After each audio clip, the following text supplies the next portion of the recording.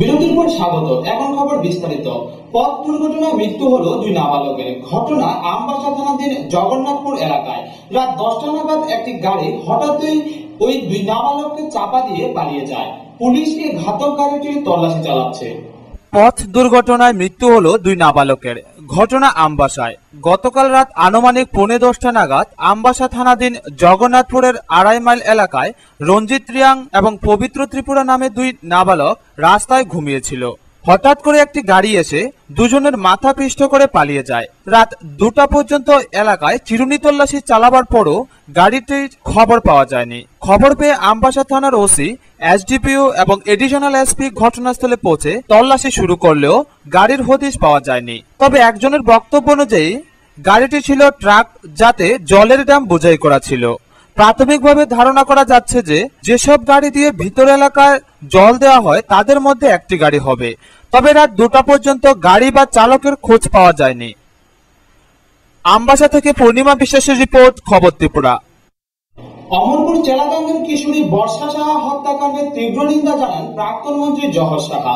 নিজ বাসভবনে এক সাংবাদিক সম্মেলনে পুলিশি ভূমিকারও তীব্র নিন্দা জানান প্রাক্তন এই মন্ত্রী। রাজ্যে ক্রমবর্ধমান ধর্ষণের ঘটনা নিয়ে নানা মহল থেকে গভীর উদ্বেগ প্রকাশ করা হয়েছে।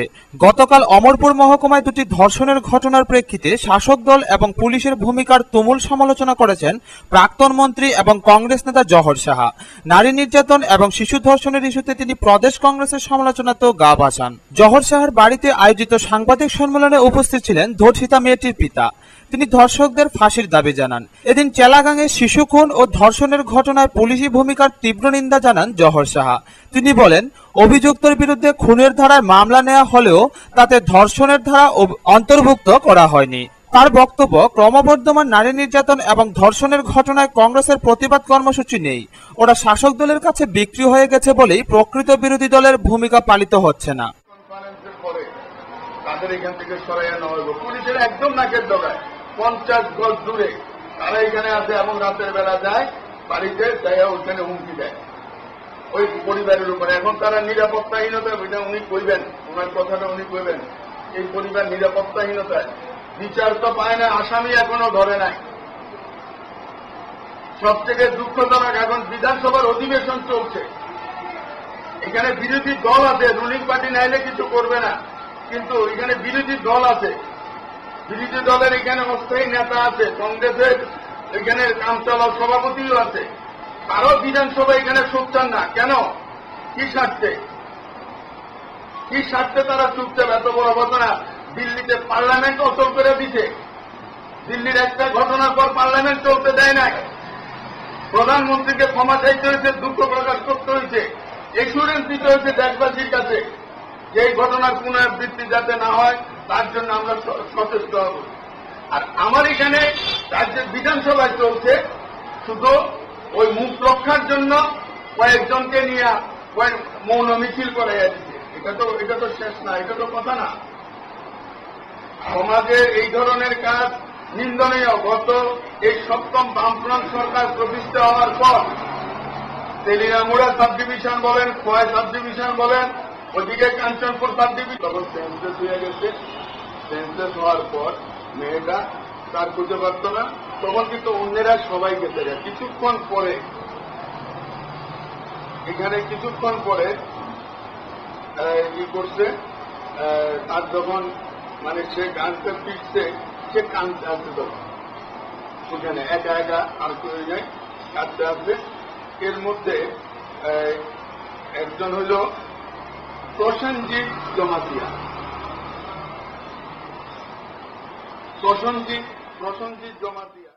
ব্যুরো রিপোর্ট, খবর ত্রিপুরা। উদয়পুর পালাটানায় 30 বছর ধরে বসবাসকারী 20 থেকে 25 পরিবারকে উচ্ছেদ করল বন দপ্তর। পুলিশ ও বন দপ্তরের যৌথ অভিযানে হয় এই উচ্ছেদ প্রক্রিয়া। এলাকায় 144 ধারা জারি ছিল সন্ধ্যা 6টা পর্যন্ত। আজকের দিনটি যেন সুখের নয়, এমনটি দেখা গেল উদয়পুর পূর্ব পালাটানা স্থিত বসবাসকারী অসহায় মানুষদের মধ্যে। দীর্ঘ 30 বছর যাবৎ এই এলাকার মানুষের বাসস্থান ছিল এই জায়গাটি, কিন্তু আজ সকাল 6টা নাগাদ স্থানীয় ডিএফও, এসডিপিও এবং কাকরাবন থানার ওসি বিশাল ফরেস্ট বাহিনী ও পুলিশ বাহিনী নিয়ে এসে পূর্ব পালাটানা প্রায় 22 থেকে 25টি মুসলিম পরিবারকে উচ্ছেদ করে দেওয়া হয়। এমনকি ক্ষমতাশীল ডজার দিয়ে তাদের বাড়িঘরগুলি ভেঙে দেওয়া হয়। এছাড়াও কিছু কিছু বাড়িঘরের এবং দোকানের জিনিসপত্র ভেঙে দেওয়া হয়েছে বলেও গ্রামবাসীর অভিযোগ। কি করি আমরা রহন এরকম সাহায্য এখন কেউ দিতে আসে না, আর কি হইব না হইব এটাও বলতে আসে না। আমরা আজকে ভাত খাম কই থাকতাম কই এটারও তারা রহনার জায়গা নাই, কোনো জায়গা নাই, তারার কোনো আর রইয়ে নাই। এর ফলে পুলিশ ও স্থানীয় মুসলিম সম্প্রদায়ের জনগণের মধ্যে সংঘর্ষ হয়। এই অবস্থার ফলশ্রুতিতে এলাকার বহু পরিবার বর্তমানে সর্বশান্ত।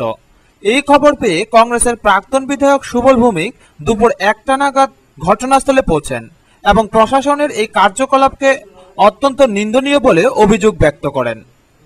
দরকার, otherwise it will be create lot of problem in near future. খাসল্যান্ডে মানুষ বসবাস করে, তারা তো ইন্ডিয়ান সিটিজেন। একমাত্র যদি তারা ইন্ডিয়ান সিটিজেন না হইতো তাহলে এটা করা যেত। তারা তো ভারতবর্ষ নাগরিক। তুমি তাদেরকে ব্যবস্থা করতে হইব, তাদেরকে অল্টারনেটিভ ব্যবস্থা। ফরেস্ট ল্যান্ড মানে বড় ফরেস্ট কি ব্রিটিশ নাকি? এটা ব্রিটিশ। দেখুন, আপনাদেরকে ডাইরেক্ট আমি কিন্তু যে মানে অবরোধের যে আপনার আশ্বাস বা অবরোধের যে আদেশ সেটা আমরা দিতে পারি না। উদয়পুর থেকে বাণীব্রত দত্তের স্বাগত। বিশালগড় নিউ মার্কেটের ভিতরে অবস্থিত মাছ বাজারের আবর্জনা ফেলা হচ্ছে বিভিন্ন দোকানের পাশে ড্রেনে, ফলে দুর্গন্ধে সাধারণ মানুষের অবস্থা বেহাল। বিশালগড় নগর পঞ্চায়েত এলাকার একমাত্র মৎস্য বাজার বিশালগড় নিউ মার্কেটের ভিতরে। তবে মাছ বাজারের পরিচালনার দায়িত্বে আছেন এগ্রিকালচারাল প্রডিউস মার্কেট লিমিটেড। মাছ বাজারের আবর্জনা সবকিছু ফেলানো হচ্ছে দোকানের পাশে। বাজার সেটের ওয়ালগুলি ভেঙে পড়ছে, ড্রেনে ময়লা জমে দুর্গন্ধ বেরছে। সাধারণ মৎস্য পিপাসুরা নাকে রুমাল দিয়ে যেতে হচ্ছে। তবে বাজার কমিটি থেকে কয়েকবার নগর পঞ্চায়েতে ডেপুটেশন দেওয়া হয়েছিল। এমনকি বর্তমানে শিক্ষামন্ত্রী ভানুলাল শাহ মহোদয় নির্বাচনের আগে সংস্কার করে দিবেন বলে আশ্বাস দিয়ে এসেছেন। তবে বড় ধরনের ঝড় আসলে বিশালগড় বাজারের টিনের ছাউনি উড়িয়ে নিয়ে যেতে পারে। বৃষ্টির দিনে টিনের ছাউনি দিয়ে জল পড়ে বাজারের পাশে বাড়িগুলিতে পচা মাছের গন্ধে দুর্বিষহ জীবনযাপন কাটাচ্ছেন।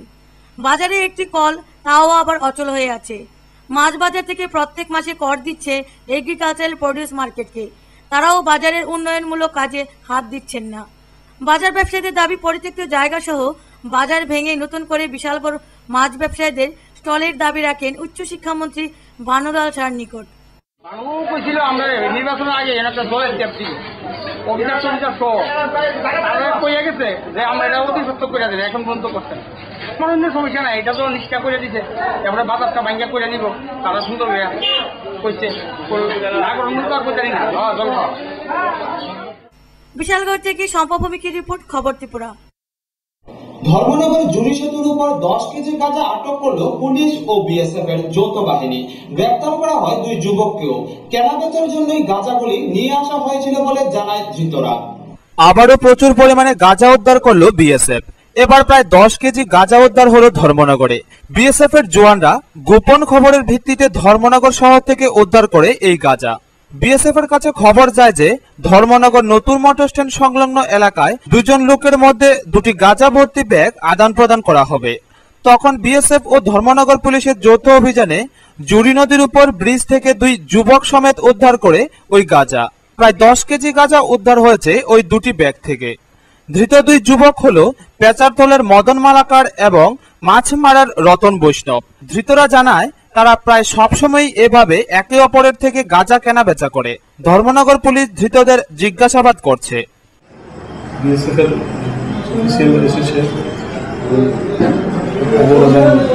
এলাকার যেটা খবর, পেচারতল থেকে 2 জন রতন বৈশ্য এবং মদন মালাকার, এদের পেচারতল বাড়ি শৌকিনগর, ঊনকোটি জেলা। এদের বাড়িতে কম সংখ্যায় গাঁজা চাষ করে ওদের বক্তব্য 10 থেকে 12টা গাছ ছিল, সেটা প্রসেস করে ধর্মনগর শহরে বিক্রি করতে এসেছিল। অ্যাকর্ডিংলি কোন সূত্রে খবর পেয়ে বিএসএফ যায় এবং ওদেরকে গাঁজা সহ হাতে জারি করে ধর্মনগর থানায়। ব্যুরো রিপোর্ট, খবর ত্রিপুরা। বাইসাইকেল থেকে বাইক আবিষ্কার করলো মেলাগড়ের ওয়ানবাড়ি এলাকার যুবক নিতাই দেবনাথ। 10,000 টাকা খরচে 1 বছর 3 মাস পূর্বে সে তৈরি করে ওই বাইকটি। বাইসাইকেল থেকে বাইক এমনই এক অত্যাধুনিক যানবাহনের সৃষ্টি মেলাগড়ের পোয়াংবাড়ি এলাকার বাসিন্দা নিতাই দেবনাথের হাতে। এখন থেকে প্রায় 10 বছর আগে ছিল তার এই উদ্যোগ। কম খরচে কিভাবে বেশি মাইলেজ পাওয়া যায় এই ধরনের পরিকল্পনা। এই যানবাহনটি প্রায় 1 বছর 3 মাস পূর্বে তৈরি করা হয়েছিল। তৈরি করতে মোট খরচ হয়েছিল 10,000 টাকা। ইঞ্জিনটি ছিল হিরো ম্যাজিস্ট্রিক এর। নিতাই দেবনাথ জানান, তার এই অত্যাধুনিক যানবাহনটির উদ্যোগের এবং সহযোগিতার পেছনে পূর্বে কেউ হাত বাড়ায়নি, তবে বর্তমানে খুশি সকল অংশের জনগণ। তিনি জানান, এই যানবাহনটি হিরো ম্যাজিস্ট্রিকের তৈরি, প্রায় 70 কিমি মাইলেজ দেয়। তিনি যানবাহনটি তৈরির সাফল্য লাভ করেছে জনগণের প্রশংসার মধ্য দিয়ে।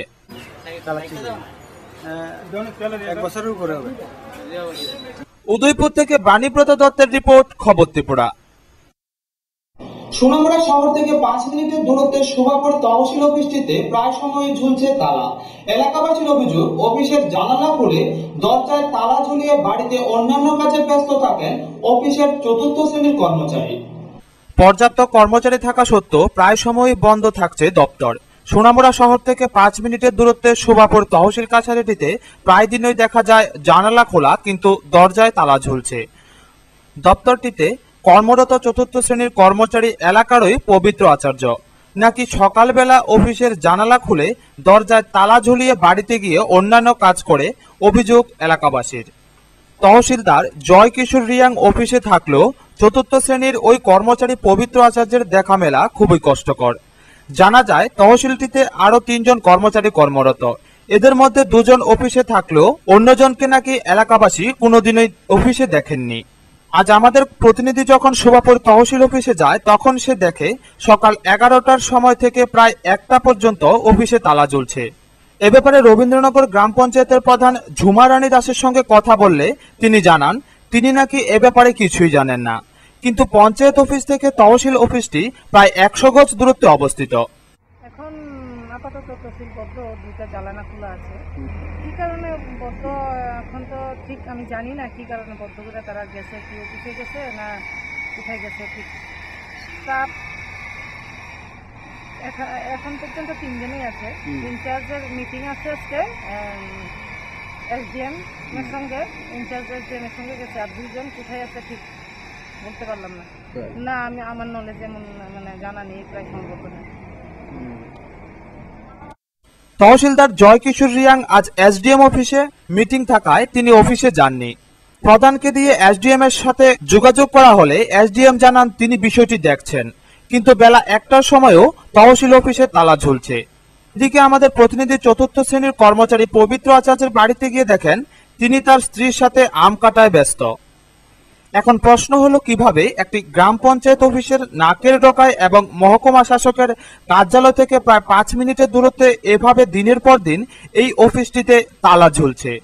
আবার সেই কর্মচারীর বিরুদ্ধে এলাকাবাসীর অভিযোগ, তিনি নাকি মানুষের থেকে অর্থের বিনিময়ে বাড়িতে বসে সব কাজ করে দেন।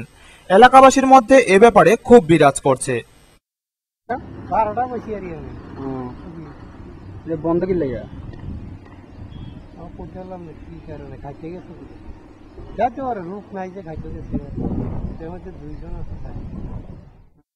বুঝতে পারছেন তো মনাচক, তারপর সোনামুড়া, সীমান্তপুর, না এটা বেশি না, একজন আসলে ভাই মিটিংয়ে গেছে। হ্যাঁ, আগে তার আগে তারা জানে। আপনার এটা প্রায় সময় কমপ্লিট হয় যে তহসিলদার প্রায় সময় বন্ধ করে দেয়। ও তো থাকবে, আমরা কাজ থাকলে যাই। জহিরুল ইসলামের রিপোর্ট, খবর ত্রিপুরা।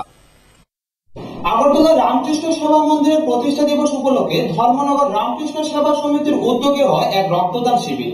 শিবিরে 42 জন রক্তদাতা স্বেচ্ছায় রক্তদান করেন। 1 মে আগরতলা রামকৃষ্ণ সেবা মন্দিরের প্রতিষ্ঠা দিবস উপলক্ষে ধর্মনগর রামকৃষ্ণ সেবা সমিতি প্রতি বছরের মতো এবছরও স্বেচ্ছায় রক্তদান শিবিরের আয়োজন করে। এই রক্তদান শিবিরে মোট 42 জন নারী পুরুষ স্বেচ্ছায় রক্তদান করেন। ধর্মনগর রামকৃষ্ণ সেবা সমিতিতে আয়োজিত রক্তদান শিবিরে উপস্থিত ছিলেন উত্তর ত্রিপুরার জেলা শাসক ডক্টর প্রশান্ত কুমার গোয়েল এবং উত্তর ত্রিপুরার জেলার জেলা সভাধিপতি শ্রীমতী হাসি ভট্টাচার্য। স্বেচ্ছায় রক্তদান শিবিরে বক্তব্য রাখেন প্রশান্ত কুমার গোয়েল এবং হাসি ভট্টাচার্য। আজকে খুব আনন্দের দিন। আজকের দিনেই রামকৃষ্ণ মিশন প্রতিষ্ঠিত হয়েছিল। এই উপলক্ষে যেমন আমি এখানে জানতে পেরেছি, रामकृष्ण मिशन द्वारा प्रति बच्चे ब्लड डोनेशन कैंप आयोजन किया करा जाए, যেটা একটা খুবই আমি বলবো ভালো কাজ। আমরা জানি ব্লাড তো ফ্যাক্টরিতে বা কোনো মানে তৈরি করা যাবে, এটা তো শুধু মানুষের শরীর মধ্যেই ব্লাড তৈরি হয়। যদি মানুষের ব্লাড হবে তো মানুষের ব্লাড ছাড়া আর কোনো উপায় নেই। তো এটা যদি কোনো অ্যাক্সিডেন্ট হয়ে বা কোনো অপারেশন এটা তো জীবন প্রতিষ্ঠা দিবস একে স্মরণীয় করে রাখার জন্য আমরা ধর্মনগর রামকৃষ্ণ সেবা সমিতির উদ্যোগে রাজ্যে আত্ম মানুষের চিকিৎসা এবং জীবনদানের লক্ষ্যে এই ব্লাড ডোনেশন ক্যাম্পের আয়োজন করা হয়ে থাকে। তার যে গুরুত্ব সেটা আর কোনো কিছুর সঙ্গে তুলনা হয় বলে আমি মনে করি না। কারণ আমরা দেখেছি একটা মানুষের জীবন দানে সবচেয়ে বেশি প্রয়োজনীয় যে দান, অর্থাৎ একজনের রক্ত আরেকজনের শরীরকে সুস্থ করে তোলার জন্য দীর্ঘ দিন বেঁচে থাকার প্রশ্নে কাজের এই যে মহত্তা, এ দানের কোনো তুলনা হয় না। যারা ডোনার বন্ধুরা এখানে সমবেত হয়েছেন তাদের এই মহৎ দানের জন্য সারা এলাকায় যাওয়ার প্রচারের জন্য রামকৃষ্ণ সেবা সমিতির আয়োজনে আজকে যে ব্লাড ডোনার ক্যাম্প, সেটা সমস্ত দেশের জনগণের কাছে একটা অনুপ্রেরণা যোগাবে। ব্যুরো রিপোর্ট, খবর ত্রিপুরা।